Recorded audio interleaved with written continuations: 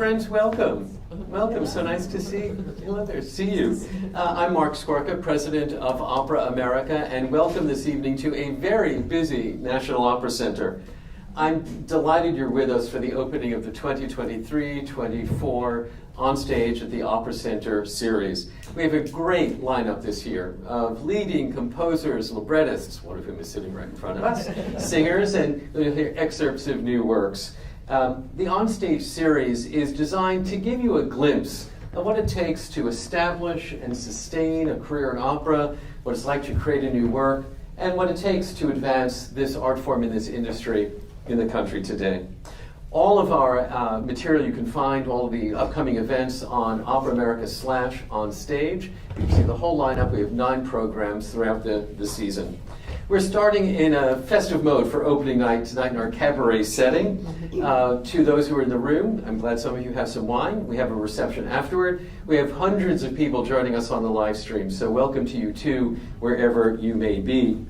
Tonight we welcome a beloved and celebrated American composer.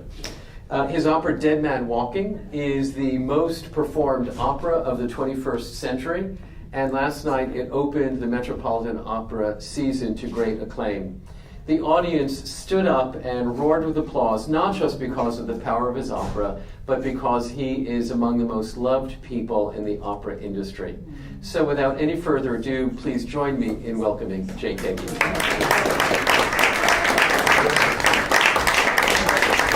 Welcome. It's so great to have you here. Hi, everyone. Lots of friends in the room, and I will say last night at the Met, I think San Francisco depopulated. It was someplace on the Parterre and Grand Tier. Good to have the home team rooting for you, right? I always start, and I'm going to start this season just the same. Who brought you to your first opera? Okay, so it was my mother, and we were living in Ohio at the time. I was probably 13 years old, so it was like 1974. This is in Columbus, Ohio. And it was a production of Aida. And Lorna Haywood was singing. And that takes you back, right? Mm-hmm. And it was one of those old-fashioned touring productions, so it was just like a bunch of flats. It was like I was not engaged, visually. The music resonated with me somewhat, but the most exciting moment that I still remember and think about, and that resonated with me as a 13-year-old, was during the temple dance. One of the dancers was twirling around and his costume fell off. And all of a sudden he was in nothing but a dance belt. And I was like, oh, this is opera. But it actually says something because it was spontaneous, it was theatrical, it was unexpected, because it felt like everything was going as like planned, and something unexpected happened, and that's what caught my attention. And because it was very theatrical, it wasn't intended, but it was very human and theatrical, So that was my first opera. Have fun. So, which is the first opera that really captured your attention in all its dimensions? One, and that was followed subsequently by the other that blew my head off. The first was when I lived in Paris for 2 years, right after high school. Didn't I? We went to school in Paris together. Oh, my word. Years ago. We haven't seen each other in 40 plus years. That's insane. Anyway, I lived in Paris for 2 years, and discounts Amundo, for all the arts. I went to everything, and I went to the Marriage of Figaro at the Palais Garnier, and Frederica von Stade was singing Carabito. Mm-hmm. And there were no titles, I didn't know the story. And the friends I was with were like, oh, how long is this? And I was thoroughly engaged. And because the performances were so riveting.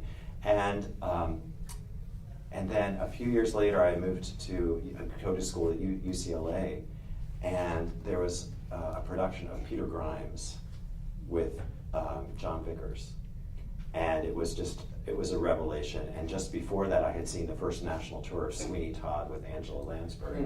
Both of those back to back just said to me, there's a lot to be said still on the lyric stage than what I had experienced with Aida at 13, And I think that's where, because I had always thought I would grow up when growing up, I thought I would write musicals. That was always that's all I knew was musicals and musical theater, and I loved it. And so I thought eventually that's what I would do. And there was something between the Sondheim and the Britten, and then the Bernstein works I was hearing at that time, that just sort of, I felt possibility resonating. And great artists who could bring those works to life, yes, as Flicka did with Cherubino or John Vickers in that incredible Absolutely, role. And I grew up loving solo singers. So the singers that were an inspiration to me growing up were, of course, Julie Andrews, because of Mary Poppins, The Sound of Music, etc. But Barbra Streisand, I mean, that was a volcanic talent in the 60s and 70s, you know, and she was always having so much fun, you know, and every song that she would sing, it didn't sound like this version of that song. It sounded like it was her song. She inhabited it and made it her own, which is what great artists do. And that's what I got from those great singers as I started to learn more about classical singing. Like seeing Jessie Norman in Paris doing The Death of Cleopatra. And it was a concert, and she was in one of her beautiful gowns, and I mean, she was overwhelming. And there's this beautiful orchestral postlude at the end, and when she dies, and she ended with this gesture up here as she finished singing, and she timed the gesture, the arc of it, to go the entire postlude so that it ended down here with her head down. She had stopped singing long before, but it felt like the voice was still going. That kind of theatricality and that kind of performer has always been what I'm drawn to, you know. So going back, you started studying piano at age 7. Yes. Parents' idea or your idea? We all had to take piano lessons. My dad was an amateur jazz saxophonist, and there was always music everywhere. And we didn't have a piano, and I was always saying, when are we going to get a piano? When are we going to get a piano? And they bought what's called an apartment-sized piano. It only had 64 keys, because we didn't live in a big house. And I just fell in love with it. We had to take a bus to go downtown to take piano lessons, and it was this group lesson on electric keyboards with headphones. Wow. And, you know, it was cutting edge. And, you know, you'd be practicing along, all of a sudden the teacher would tune in to you, you know, okay, let's hear you. So it was group piano lessons, and then I got private piano lessons. But I just loved it from day one. My siblings were not as engaged with it, but I just couldn't get enough of it. And you started composing at a young age. Yeah. And because you had the inspiration, because you just heard other music and thought, let me try to create it myself. How did you get started as a composer? Well, I had always made up things, like made up songs and tunes. And usually it was like me pretending to be Julie Andrews or Barbara. And I did write a lot of songs for Barbara in my teens. And frankly, if she had sung one or two of them, she might have had a bigger career. But she didn't. Okay, it's all right. I forgive you, Barbara. But I would, you know, and so it was inhabiting and like theatricality. I loved silent movies, and when I was playing the piano, I would make up things to go to the silent movies that I showed on the screen in the backyard, and so it was always a theatrical impulse there, and I was always making stuff up. But in terms of like composition and writing it down, that happened just after my father died. I was 10, and he committed suicide, and my poor mom, who was 39 at the time, 4 kids in central Ohio, had to go back to work, went back to school. She was a nurse. She went back to nursing school to get a master's. And so it was kind of every kid for themselves at that time. And I was lucky I had music. I just loved it. And, you know, she passed away earlier this year, but a few years ago she said to me, who were your mentors and who helped you get through that very difficult time? And I said, Mom, I had Beethoven and Chopin and Bach and Debussy and all these great composers and singers who were my friends. I felt like I knew them because they understood me so well.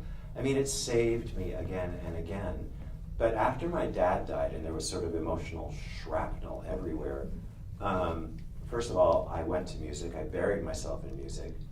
My mom increased my weekly allowance so I could have a second piano lesson, and I helped subsidize that with my paper route and everything. But I remember going to a music store that I went to all the time for piano music, because I became a voracious reader because I finally found the right teacher.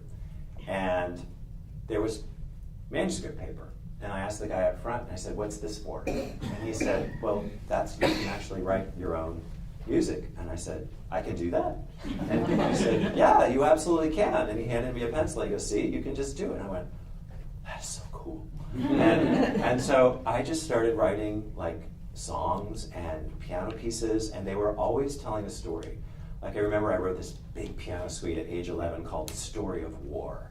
And it was, this journey, and there's a part called, Oh God, I Might Die. And, there was like, so it was always about something. It was always about storytelling. Now, you hadn't studied music theory at that point yet. So, I mean, you were just drawing from your piano lesson experience and a little bit of cacophonic creativity right there? I don't know where it came from. I just know that like... It worked. Sculptors, they feel something and it becomes a shape.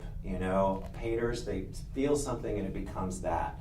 Or they see something and they translate it to that. And for me, it's just always been music. And I don't know why or where, I just respond.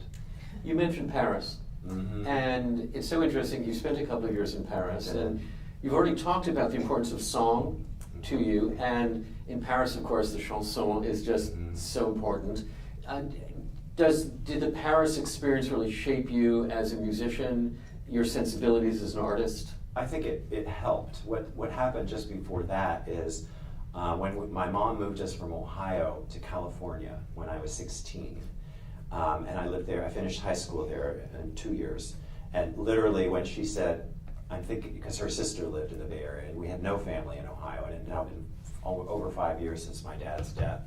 And she said, I'm thinking about moving us to to California, so I can be closer to my sister to help. And I said, I can be ready in 1 hour. I was so ready to move to California. I was not happy in Ohio. I was ready to go. I missed friends, I missed my teacher. But when I was there, before I got there, my mom found out that Ernst Bacon, the composer, lived there. And there was a group of women that took monthly lessons with him and got coached on the art songs they were writing. And so I got to join that group. And after a couple of lessons, I asked him if I could ever take some private lessons with him. And he said yes. I mean, it was one of the happiest days of my life. And so he started introducing me to poetry, to actual art song literature, which I did not know about, and he gave me some technique in terms of 2-3 part inventions, and always the theme based on the name of someone that I love, so that automatically it wasn't just an academic exercise, it was infused with heart, because I was doing something not just abstract, it was infused with someone that I cared about. But then going to Paris, yes, there was so many opportunities to hear singers and song and plays and music and opera. And I also took a music appreciation class when I was there, and it was mind-blowing. The music appreciation teacher, he was doing all kinds of things, and then one day he played, we were going into opera, and he played the Presentation of the Rose. I don't know who was on the recording, but I was in the corner and literally just started shaking and tears streaming down my face, and he clocked that. And so he started giving me albums and telling me which concerts I should go to. It was life-changing, when you find a teacher who understands you. And I wanted to go there. You studied with a variety of teachers, and of course, Johanna Harris just was, such an important teacher for you. A great Canadian pianist, composer. But what does a composition teacher teach? Because the inspiration, the creative voice, I think, has to come from within you. They can't teach you inspiration. What does a composition teacher teach? Technique. All the technique, what are the instruments? These were the rules in this period, these were the rules in this period. Write a Bach prelude, write a Mozart movement, write a Chopin prelude, write this in the style of this person, to get to know the tools and the musical language and what was shaping. Not to force you to become like that, but to give you perspective on the different disciplines of the day. So technique very important. Well, that's what you need to be doing in school is building technique, and for people to open up your eyes and ears to different sound worlds. And that was another part of what a composition teacher could do, draw your attention to this kind of sound world and this. I did take my first course on studying opera, because opera was not looked favorably upon in academia in the 1980s when I was going to school. And so, they would not teach Puccini or Donizetti or even Poulenc. They wanted to do, Schoenberg and Berg, and which there are beautiful pieces and there's fascinating work, but it's a very small slice. Right.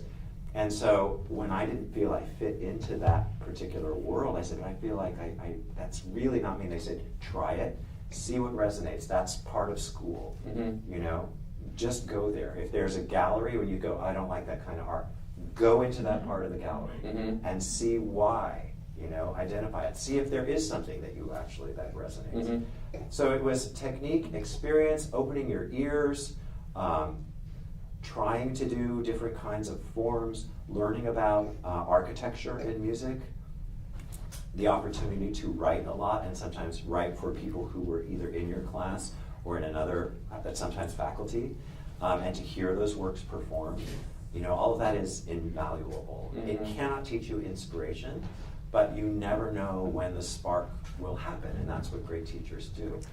What is it like submitting a paper? You submit a paper to your, history professor, and they annotate in the margin, say, more evidence. What does a composition teacher? How does a composition teacher give you back your paper? I had brutal composition teachers because you hand wrote everything back then, and I still do. But I would hand something in, and they would just mark all over and question marks. I'm like, I have to write that all over again. Yes, you do. But it would be if it was that like that, or sometimes it was a paper, and it would be about content, also perspective, had you considered this? But it was always about a dialogue. Really good teachers, they open a dialogue and a perspective you might not have considered. And just to go down just a little cul-de-sac here, it is something that we hear from a lot of opera composers. The composers who compose, in a way, best for the voice, Rossini, Donizetti, Bellini, who just knew how the voice worked, are not musicologically very interesting in the academy. Yeah. That they just skip over. You go from Mozart, skip over all of that composition to get to Stravinsky. A little stop at Wagner. And all of the great writers, the great composers for voice get skipped over in conservatory. It's true. I even recently, I was sitting with a great contemporary composer who shall remain nameless. Actually, two. One of them said to me, the problem with the Marriage of Figaro? And I said, I didn't realize there was a problem. And he said, too many tunes, too much beautiful music. And I thought, first of all, looking at that composer, well, this explains a lot. And second of all, I would love to have that problem, And then the other one, it was at a big gala concert, and I was seated next to this very prominent composer. And a singer came out and did Una Voce Poco Fa beautifully. And I was rocking out to it and loving it. And afterwards he said to me, you seem to really enjoy that. And I said, yeah, it was amazing. And he said, what is it about that music that interests you? Because I find that just there's nothing going on there. I said, character, excitement, vocal splendor, extremely well written, challenging, thrilling. I said, all of that, and he didn't get it at all. Yeah. And that's kind of the attitude that was in the 80s in academia. And I still think, unfortunately, conservatory, a lot of that attitude about those key composers who knew how to write for the voice. Yeah, because it is not something that you can necessarily teach. It's something that you can encourage to come out, but it is not something that you necessarily can teach. Either you have a deep affection for the voice, and you're so immersed in it that you start to really understand what it does really well, and you understand bel canto technique, and you look at those scores, and you listen, and you hear what works and where it's iffy, and you learn by doing that because you're passionate about it, not because it's an assignment. And of course, you were a pianist, so you were working with singers at the keyboard to understand what breath they needed to take, where the passaggio was, how certain words fit into their voices. So as a pianist, you had a tutorial in the voice. I did, and I had at UCLA a great art song teacher, Jim Lowe, who really changed my perspective. He recognized how passionate I was about the voice and art song. And so he took me aside and, like, over the summer, off the clock, because he just believed in me so much. And he was a wonderful pianist and coach and collaborative pianist. We went through all the major cycles of Schubert and Schumann and Wolf and Brahms, and he would sing and I would play, Mm-hmm. and he would tell me, this is where a singer is going to do this, and this is why. Here they're going to modify this, and if it's a mezzo versus a soprano, that's this version of it. It was like, again, another person who believed in me and opened a door of understanding. But yeah, it's something that I was passionate about, and I found the right person, to help me get closer to it. But yeah, being a pianist made all the difference, and working with living singers. Mm-hmm. And always my best friends have been singers, always. So, pianist, composer, PR department at the San Francisco Opera. I loved that job too. So, how did connect the dots? How did that come to be? Okay, so let me talk about me for a minute. So I was on this track to be a pianist, a collaborative pianist, through my studies at UCLA, and very excited to be on that track. And I developed what's called a focal dystonia. There are many kinds of dystonia can happen. It happens to flute players, happens to people who do sign language, can happen to singers, to their vocal cords. But what happened to me was my right hand, it was the same thing Leon Fleischer had. And my right hand would curl into a fist when I would play. And this just sort of started developing and getting worse and worse in my late 20s. And it was right about the time I was in a very, very difficult period of my life. I had made some bad choices, and I was also very, very closeted and scared. And so I was realizing that I needed to come out as gay, and it all happened at the same time. And I had been playing for all the choirs and all these soloists, and I started making terrible mistakes during concerts. You just can't do that. And so I had to withdraw from all of that. And by chance, while I was at UCLA, a neurologist named Frank Wilson came through, and he was giving a talk about dystonias and neurological disorders for musicians, injured musicians. And I said, this is happening to me. He goes, this looks like early stage dystonia. He says, I think I can help you. And he gave me the name of a teacher who could help retrain my technique. I was in LA, she was in Irvine, at UC Irvine, Nina Skolnick. And the technique was the Dorothy Taubman technique for pianists. And basically what I had to do was not play anymore, start with scales again, and retrain to play without any tension, to use the natural rotation, because I had been brought up with a technique where you curve your fingers and you play like this way, which is a lot of tension. And so it was just letting it out all go and starting and just using the natural rotation and weight of your hand to make phrases, so there was no tension at all. It was very scary and kind of depressing because I couldn't play.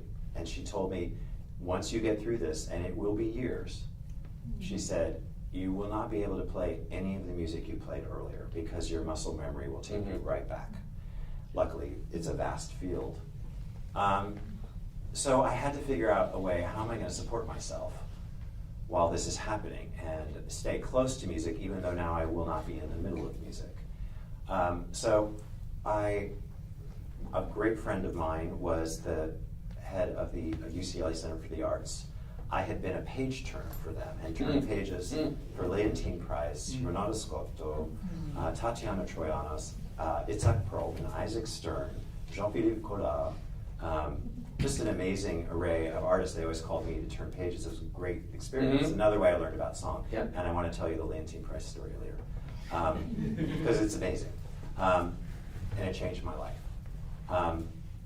But I had to, and so she told me about a series in Beverly Hills that it was a private concert series that invited artists to come in, and they'd stay at this 5-star hotel in exchange for giving a private evening for their special donors. So I did that for a while. That's where I first met Flicka, and some amazing artists came through. Kiri came through. You know, I mean, it was a pretty amazing job. And I started learning about management, writers, all that stuff. And then she brought me on to be on her PR marketing staff as a writer, because she discovered I could write very well about music. So I had this job at the UCLA Center for the Arts, writing press releases, speeches, taking artists around, attending rehearsals. I loved it. And I started learning about the complexity and the wholeness of the business, that it wasn't just individual artists doing their thing, that you had to have, all the different people involved. And so I got to know a lot of those people, and that led to me wanting to leave LA. I never actually loved living in LA.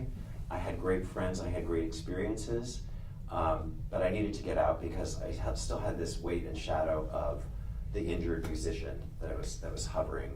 And I felt like that fire of inspiration and like passion to do what I really loved, I'd had to push that down because it seemed like it was just never going to happen. So I just had to put that aside and deal with this. And luckily, a mutual friend got me a job at Cal Performances at UC Berkeley in their PR marketing department, and just a couple months later, a job opened at the San Francisco Opera in the PR marketing department, working with Elena Park and for Lotfi Mansouri. And I could already do the job, and I was already very, I was a musician, not just someone writing about music, but from the inside perspective. And they just liked me, and out of 300 applicants, they gave me the job. And so my job every day was to go to the San Francisco, the War Memorial Opera House. And I had an office in there, and to listen to rehearsals and take artists everywhere. It was heaven. It was amazing, and more than I could ever have imagined. But you were still composing at the same time. I wasn't. I had stopped composing for years because I was in such a funk about not being able to play, and I thought I need to put that away, all this. And so I would every now and then take something out because I still had ideas, but it had become painful to me. But when I got to San Francisco, I had finally come out. And the question when I got there, this was all brand new to me, it wasn't, it wasn't like, are you dating, who are you dating, and thinking that it was like some woman. It was like, who's the guy that you're interested in on staff? Or like, who do you think's cute? And I'm like, what? This was all new to me. It was like presumed I was gay. So it didn't take a lot, but but that was like liberating. And I met amazing people and great friends like Elena. And we just became such great friends. And these singers like Renee, before she had a recording contract, and Flicka, one of the most generous, kindest, most loving people on the planet. And so these became my buddies. And so I suddenly was inspired to try to write music again. And I got my hand back. By then, that had been 5 years. And so I started writing songs, and I decided to be really bold and just give some to Flicka. And I thought the least terrifying thing would be some arrangements of folk songs. So I made some arrangements of folk songs, and it was during the Dangerous Liaisons, the world premiere of that, in 1994. And I knocked on her door, and I handed her this, and with this sort of wide-eyed terror, she went, "What's this?" And I could see, oh, goody, the PR guy writes songs. Yay. But, being Flicka, she said, oh, well, I'm going to come in early the next rehearsal, and let's read through them together. And so I did, and she did, and I'm sitting there playing them, and she's leaning over my shoulder and singing. I'm thinking, this is as good as this is ever going to get. This is like the highlight of my life. And she said, these are so beautiful. Do you want to give a recital together sometime? And I went, let me check my schedule. But I think so it was like door after door opening up, because I finally was comfortable in my own skin. I was happy where I was. I was meeting like these great people who were great friends, beautiful, wonderful people who wanted to reach out and create opportunity. And I've always found that with gifted people. They're always looking for a way to open the door for someone who's just entering. It isn't that lockdown thing like, this is mine, blah, blah, blah. It's so generous, that whole spirit.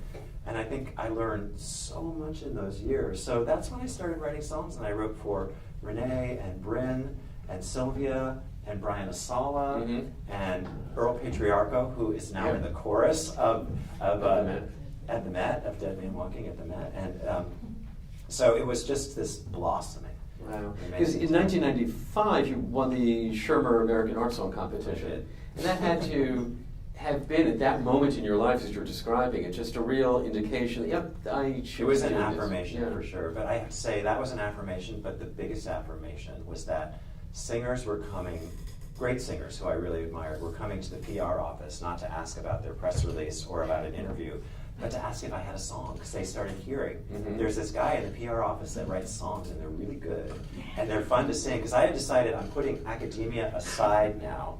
I'm in a different part of my life, and if I'm going to do this for these wonderful people, I want to have a good time. I want to write things that are really meaningful to me, and that I think will be meaningful to them, and really give them an opportunity to use all the vocal power that they have, but not make it complicated. See what they'll bring to it as well. Not micromanage the singer, the way a lot of sort of academia can get lost in those kind of minutiae and start to micromanage everything. And it's like, no, instead of 11/16, how about 4/4 freely? So I learned a lot, through the years about what is practical and pragmatic for singers and what is not. And yeah, if it needs to be 11/16, that's what you do. But if it doesn't, don't micromanage the singer. Let them bring something to it. Let them, and then they were a co-collaborator too. Like, does this work in your voice? And it was just astounding. And so I learned everything from that. So yes, the Schirmer Song Competition was an affirmation, a really nice one, but it was already happening. Yeah, and Flick saying, do you want to do a recital together is also another kind of... And then following up, and it actually happened. Yeah. It wasn't just talk, I warned Jake that I was going to play a name association game. Oh, God. And you've already done one, which is Federico von Stade. What comes to mind? Goodness. People told me before I met Flicka that she's the nicest person on the face of the earth, and she is the nicest person on the face of the earth. I would say she's not just nice, she's incredibly kind. Because as this kind of Alexander Rom, the chorus director at Dallas, once said to me, he said, with a Russian accent, he said, I don't like nice people. Nice people will tell you what they think you want to hear. He said, I like kind people, because kind people will tell you the truth in a nice way, in a kind way. Wow. And I thought that's an important distinction. And so I'd say Flicka, yeah, she gives the impression of being this nice person, but she's incredibly kind. She will be honest with you. And she was a real advocate for you. Huge. Huge. She started talking, she started telling all of her friends. She told Marilyn Horne, she told Jerry Hadley, she told Tom Hampson, she told all these people at the time, and she was talking to Lotfi. Next name on my list, Lotfi Mansouri. Impresario. Impossible man, brilliant impresario. You knew him. I did. Anyone else know Lotfi Mansouri? He was, yeah. So he was a great impresario because he was always looking for talent where it might not be obvious. And he gave a lot of artists their American debuts. He started commissioning new work when it was not popular in the big companies. And he apparently told not only, he told Patrick first, Patrick Summers, who was, what was his job? He was head of the music center and he was a constant conductor there. But he asked Patrick, I want to, they were doing Streetcar Named Desire in a few years. And he goes, and a couple of years after that is the millennium, and I'd really love to be the one to discover a hidden talent as a composer. And Patrick said, well, it's Jake right in your PR department. And Lotfi went, what? And then Flicka reiterated this. And then other singers started talking about it. And he had a conversation with me one day. He said, I'm going to have to start charging you a fee for all the royalties you're making on these songs, because they're from artists that I bring in. And I'm like, Lotfi, I do not make any money. But I said, yeah, they are singing them everywhere. And he says, so, they're singing them everywhere. These are great theater singers, great singing actors. Have you ever thought about writing an opera? And I went, no. He said, well, we should talk. And I thought it was polite conversation. Anyway, the next day, that was at a party, and my friend Kate Gately was next to me, just like, oh my God, he just said that. And the next day, he invited me into his office, and I was there, pen in hand, to take the next press release or speech, and he said, well, put the pad down. Let's talk about your opera. I want to send you to New York to meet with Terence McNally. I think I've been trying to get him to write a libretto for a long time. I think you'd make a great team, and I'd love for you to do something, fun, bubbly, celebratory for the millennium, big party, think fun, comedy. And I was like, oh, okay. And I was like, Terence McNally, New York, who am I to argue? And that's where it started. But I mean, he had vision. He knew how to be a leader and get people to follow along. I worked for him for a long time, so I know he was impossible. But he also followed through, and he created opportunity everywhere for so many singers and so many companies. You mentioned the third name on my list. Who's that? Terence McNally. Brilliance, just genius, great collaborator. Man, I was so lucky. Because Lafy sent me to meet Terence, and when I did, Terence was very welcoming, but he could not be less interested in the idea that Lafy had. He wanted to do a big American drama, and so we tried for a while. It looked like it was going to fall apart. We liked each other, but I thought it was going to fall apart. So I was pretty sure I was going to be the PR guy who wrote songs in evenings and on weekends, which I actually was okay with because I was still having a great time. But it was felt like something was unresolved. And then out of the blue, I wrote a big piece for Flicka, and I sent it to him on a tape. And I didn't hear back from him. And in January, I suddenly get this phone call. Jake, it's Terence. I've decided I really want to do our project. He said, I believe in serendipity. I was at a concert at Carnegie Hall last night, and it was Renee Fleming singing American Song and Knoxville with Andre Previn conducting. And he said, I was backstage after, and Renee came up to me and said, we were great friends by then, said, you need to write an opera, and there's only one composer you should work with, and that's Jake. And then Matthew Epstein came up and said, yes, you need to write an opera with Jake. And so all this stuff was coming out, and he went home, and by chance, the package that I had sent to him 2 months earlier just arrived, because he had been moving apartments, and it hadn't arrived. And so he listened to it, and he called me immediately. And so then we were on, and he came to San Francisco that summer of '97 and had a list of 10 ideas, and the first one was Dead Man Walking.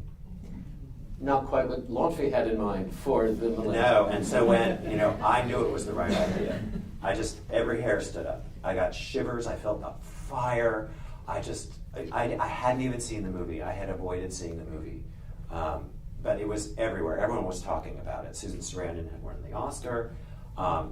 And so everyone was talking about it. It was very divisive. It was very controversial. I knew what it was about. I just knew it fit in line with the trajectory of classic operas that I loved in terms of themes and big story. Big emotion that would fill an opera house. The opportunity for arias, ensembles, choruses, transformation, redemption, which I love in opera. And so we watched the video together, and I said, yeah, that's the one.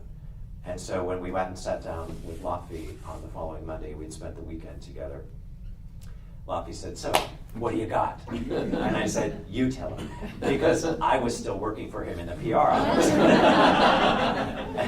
and Terence said, we'd like to do Dead Man Walking. And Lafy just, I never would have thought of it. But what a brilliant idea. He got it immediately. He recognized that it was in the public conscience. He recognized the mythological aspects of it, which is not a bad thing in opera. He recognized a lot of the things that I had resonated with me, and we were off and running. And so he made me composer in residence, Lafy did, in January of '98, and I had 2.5 years to just write my first opera. What an incredible investment in your potential to give you that luxury. I mean, seriously, that story is kind of unbelievable. Yeah. And there was a lot of controversy about it, which I was protected from, because it was sort of like, this is huge, a new opera for the fall of 2000 at a major opera house, and you're going with this guy who was in the PR office? and who has never written an opera, and also Terence McNally, who writes plays. He doesn't write librettos. And there was a lot of professional jealousy, which I was also protected from. But I was so happy. And Terence and I, the collaboration could not have been easier or better or more joyful. He was so generous. I learned so much from him because he said early on, Jake, I've never done a libretto, you know that. I write plays. I'm not a poet. He goes, I know how to do poetic language, but I'm going to try to write characters and language and scenes and situations that inspire music. He goes, the most important thing is that the music leads. And until the music leads and you're inspired, it's not ready. And he said, so if you're feeling the music pulling you in a direction and the scene doesn't work, we'll change the scene. We'll cut the scene. He said, if the language isn't right and you're feeling the music, we'll change the language. Put in dummy words, whatever you need to do. It's most important that it comes from your heart and that it's character driven and that the music is leading. Mm-hmm. But the story, the story, the story. And so that kind of permission from a great collaborator like that right away was incredibly liberating. And when I started getting into it, it was what I was always meant to do. I had been writing songs and longer song cycles and telling stories all my life. Mm-hmm. And here was the perfect form for me, with the people that I loved most in the world, these great singers, and for that opera house that I also knew so well. Now, a lot It was of a miracle, right? Seriously. a lot of composers have to get through a number of duds before they get to the success. Yeah. And here you are, guy in the PR office writing his first opera, and it's a big hit. I know, isn't that weird? Were you completely flabbergasted? No, I was thrilled. I was not flabbergasted. I knew it was precarious going into it because I hadn't done this, but I felt like we had nothing but support around us and the right kind of people. And especially Terence as my collaborator. And then our director was Joe Mantello, who had never directed an opera before, but he was a great storyteller and an actor. And he was a great guy. Michael Jurgen did the sets, and I had known Michael as the PR guy. And the singers that I got to work with were also giving me perspective all the way along. And I had access to the Adler Fellows at San Francisco, so their perspective was invaluable too. They set up as many readings of things as I needed. But just going through it with Terence, step by step, and our gut reactions, and feeling honest about telling me, I don't think that works, or what about this, or why did you choose that kind of. It was just a really, we made each other better. You did a number of operas with Terence, and now done a number of operas with Gene Shear. What makes a good composer-librettist partnership? That's so hard to define, but it has to be that, it's like, who do you want to be in the room with? You have to enjoy being in the room with this person. They have to challenge you. You have to be able to challenge them. There has to be that ease of going back and forth. A librettist has to understand that part of their work is to inspire music, a huge part of it. And that until that happens, it's a work in process. And also that it's going to change. They can hand me a libretto, and music changes everything because you learn about a character's inner life or a situation's inner life that you might not have suspected in black and white on the page. And then suddenly this has to change, and that has to be ongoing. And the producer of the new opera has to understand that too, that this is going to change. And the libretto is really not done until the opera itself is done. And that might be not until opening night, and that might not be until the second or third production. Right. Because the last character to show up in any opera is the audience. You can get so close to your work until it's in front of people, you really don't know. But the miracle of Dead Man Walking, and the fact that it was so successful and did resonate and has resonated for all these years, was incredibly inspiring and helpful. And it made sort of sense if you look at the trajectory of where I had come from. But it also didn't prepare me for some of the stumbling blocks that were ahead of me in terms of story choice, different collaborators that were difficult. So when I found Gene, and there was just this immediate rapport, immediate understanding. Our first project together was a song cycle for Joyce Castle called Statuesque, about statues, and it was for Joyce, who was so statuesque. Anyway, it was about the inner voice of these sculptures speaking about their experience of being created or how people view them, and which was, I thought, really interesting. And the first text Gene sent to me was Venus de Milo, and it wasn't anything that I expected. And so I had to call him and say, I really appreciate this, I don't like it. That's the first thing he ever sent to me. And like, that was the beginning, you know? But he understood, and then he gave me something that was exactly what inspired me. So it has to be that kind of level of confidence. And once you have developed that, it's very hard. Like, people have said to me, why don't you work with this librettist or that librettist? And it's like, because it's like a marriage. You have to love that person and love their work. And you're building a house together, and not just building it, you are decorating it together. Have you ever had a bad experience in that realm? You know, I mean, like, when you could try to fall in love with someone, it's not going to turn out well. You're either in love or you're not, you know? And it's the same with a writing partner and how they work and what you're creating. And Gene and I we just had a good vibe right away.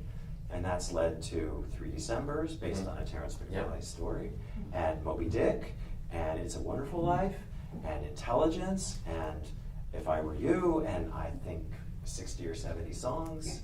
You know, so it's a good partnership.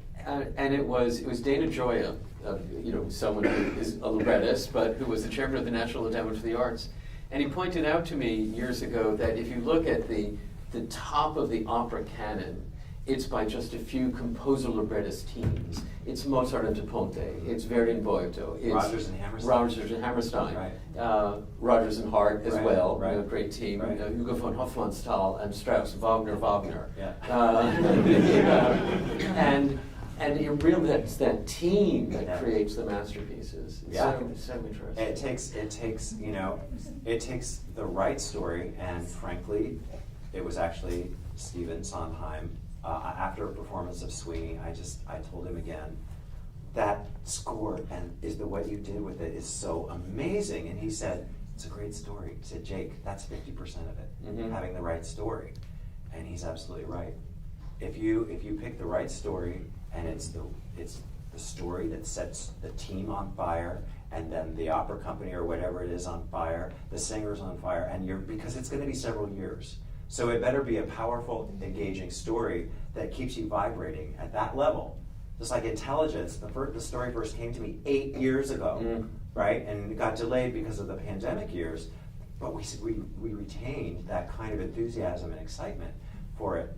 The other operas have been like 3-4 year projects, but it has to have that level of excitement, and then that is 50% of it. Yeah. You know, and if that story has resonance, somehow in the public, or you can describe it in just a few words and people go, oh, that kind of thing it's very important to have the right story to set the whole team on fire. So here you are with the most performed American opera of the 21st century. It's most performed, like New American. New American opera, yes. Yeah, you said most performed opera. I don't think so. Oh no, I'm sorry, most performed American opera. New American opera.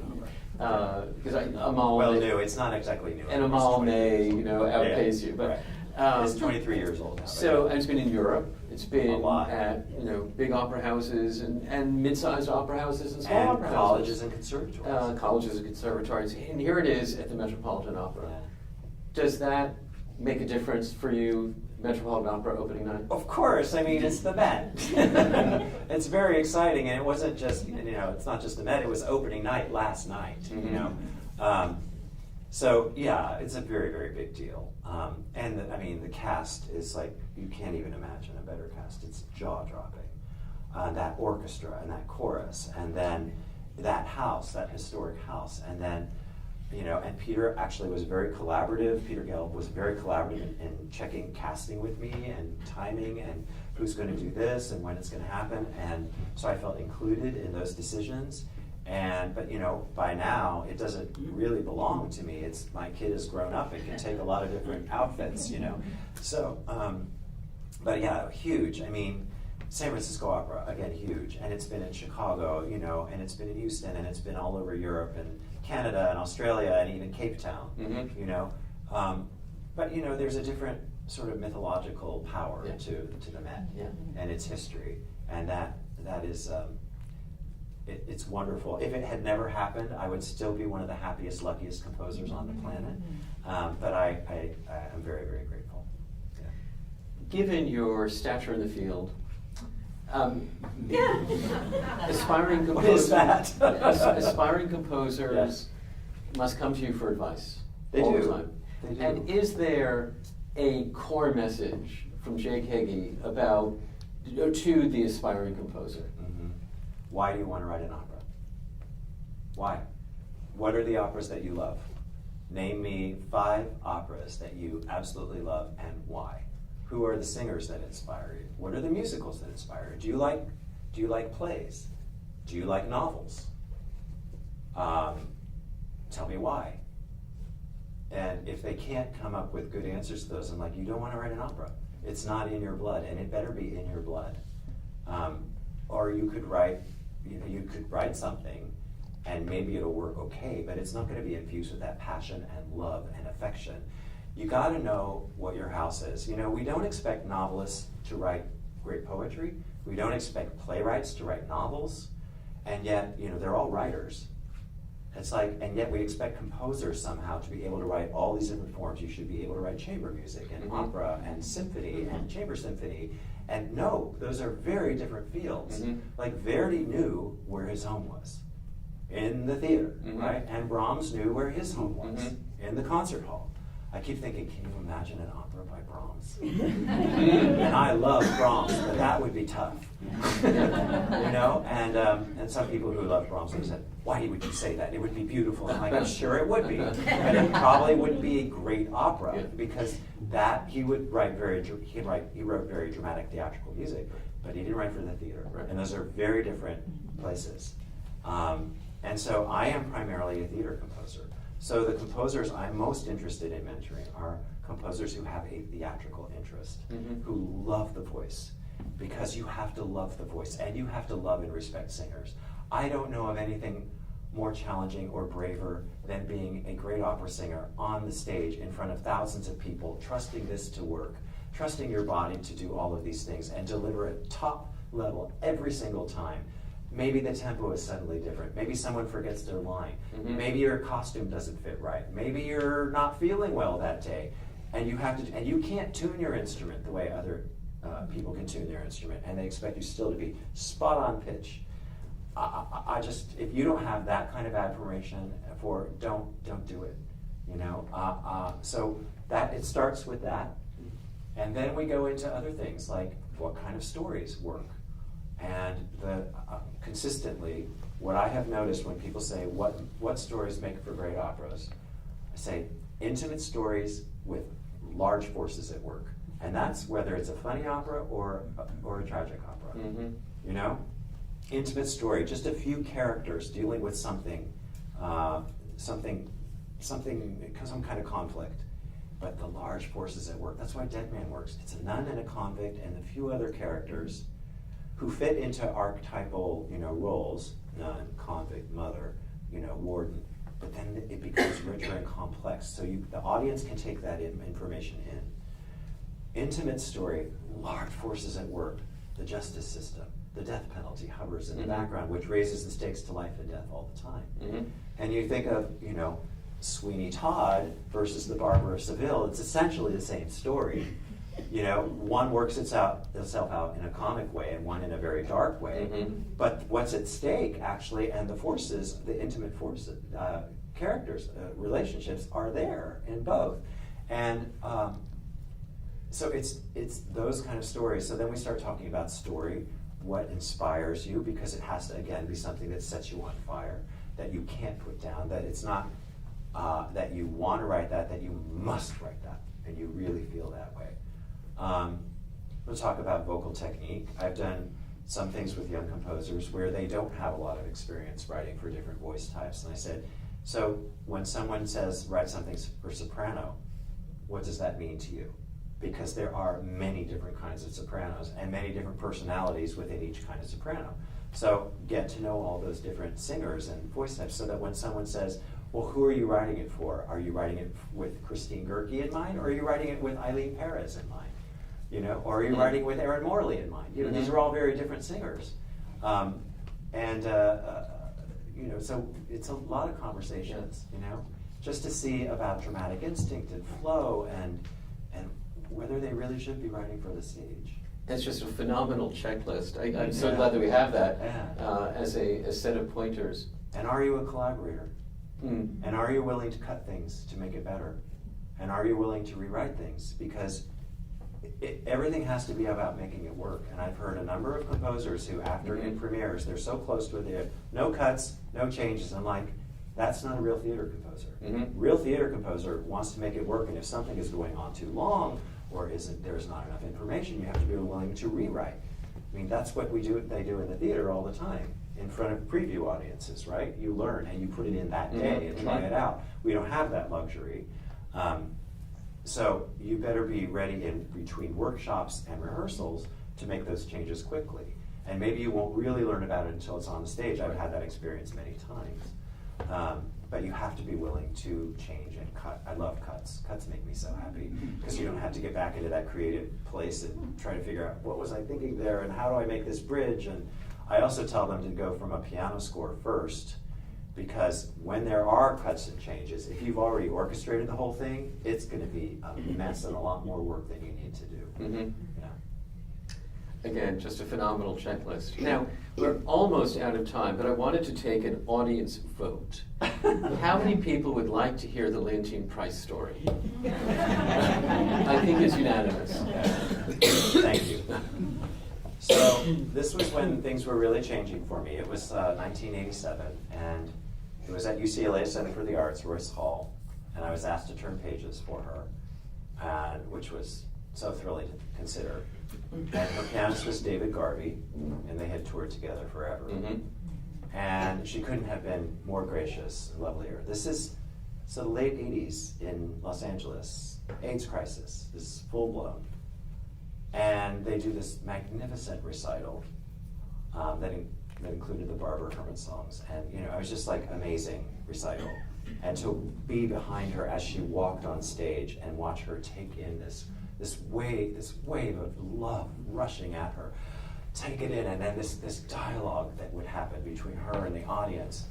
And then at the very end of the recital, she walked off stage. Her brother, General George Price, was there. And she fell into his arms, and she burst into tears. And it was time for encores. People were screaming out there. And she said, "George, I can't go back out." And he said, "What's wrong?" And she goes, "There's a young man in a wheelchair in the front row, and he's dying of AIDS. And he keeps trying to stand up for me, and I just can't do that to him." And I get emotional even thinking of it. And he looked her in the eye and he said, "Then Lee, you go out and look at him and sing this next one directly to him." And she took it in.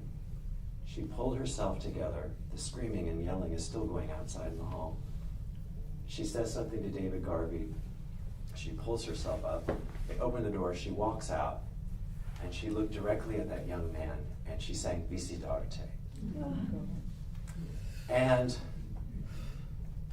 I don't know how much longer he had on the planet, but he was certainly forever changed. I was forever changed. The people in the audience, they knew something special was happening. They didn't know exactly what, but you could feel it. And it's when it became clear to me why we do what we do and why we work so hard, why we perfect our craft, why we do it over and over again, because you never know when you'll touch and change someone's life. And that's really what it's all about. That's why we work so hard. That's why we give. That's why we work so hard to give it away. And I think I learned that lesson that night, and I have carried that with me ever since. And much to her joy or dismay, he actually pulled himself out of the chair and stood for her. And then she went on to sing about 5 other encores. It was a very joyful evening. But I learned so much from her. I had learned so much from her before that, and David Garvey told me so many stories about her her courage when we were backstage, but then to see her pull herself together like that because she knew she had a job to do. And it was to give something away that would change someone's life forever. So that's my Leontine Prize. And Jake, you channel it and you give that to us. Well, You do. it's about the generosity of being fortunate enough to be the one to be able to do that. And I've learned that again from the great performers I've been able to work with. We all work so hard together to try to put something magnificent together, to put that vibration out there, and you just don't know when it's going to hit someone in a special way. And this is what was so exciting about Dead Man Walking last night, and why I feel so good about Intelligence coming up soon in Houston, is the community that gathers as an audience. You don't know, even in this room, you don't know how that person feels about a certain thing or a certain subject, or how they voted that might be very different from you. We put all that aside to experience a big human drama, and suddenly there's room for dialogue because we're now connected in a way that we weren't before. And that I find deeply inspiring. And the people in that audience that night of Leontine Price's recital, they all felt that. And I think the audience last night, they will say, were you there? Did you feel that? Because the profound silence at the end of it was so overwhelming and fraught. And we earned that, I think, the whole team. But it was something transformative, and that's really what it's all about. And sometimes you get it right, and sometimes you don't, but you just keep doing it. Yeah. Well, we're so glad you do. Thank you. And so glad that you've been with us tonight. Thank you. Friends, let's thank Jake. Yeah. And,